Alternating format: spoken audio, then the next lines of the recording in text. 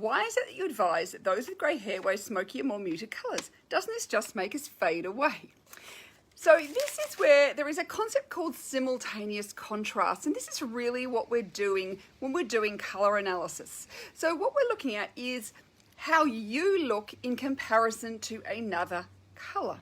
So if you go online and you can just Google simultaneous contrast and you look at images, you'll see all sorts of things. It's just two colours put together.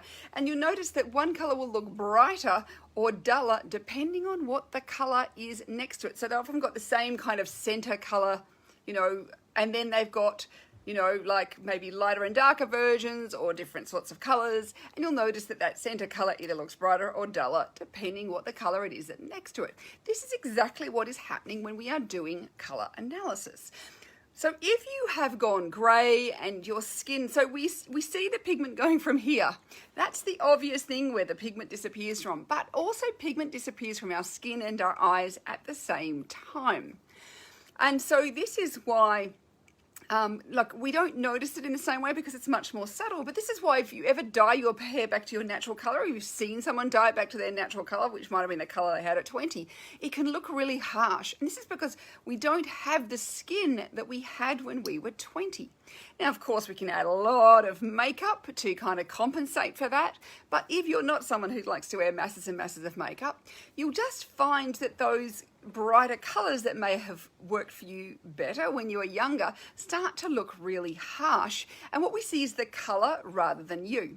And what happens with simultaneous contrast is when those colours are right, so when the more greyed down, the smokier colours work for you, you will actually appear brighter. The colour will be in the background, so the colour will recede, but you will actually look brighter. But so it depends, some people will get there sooner than others. Some people have more naturally soft colouring than other people.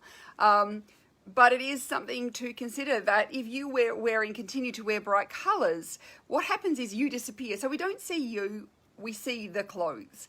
Versus when you're wearing those softer colours, we see you rather than the clothes. And it's one of those things that when I'm draping someone, what I'm actually looking for, and it's really interesting to see, you'll go, I'm seeing the colours, if someone's more muted, I'm seeing the colours, like where it's hard to look at the person's face. I'll find that my eye just naturally drops down to the colours.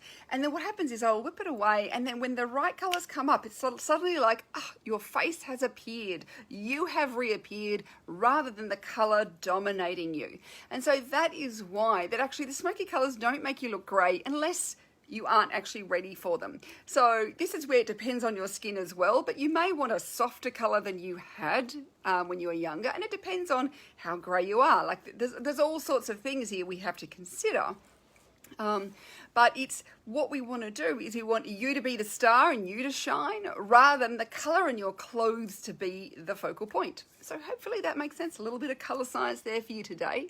If you're interested in getting a colour analysis, I do that, both just an online colour analysis as well as part of my 7 Steps to Style program. If you want the entire, kind of understand your body, your personality and all those other elements, go for 7 steps. Otherwise, I can just do a colour analysis for you online so that you can find your ideal palette and then start building a cohesive wardrobe of clothes that work together really easily and make you look amazing.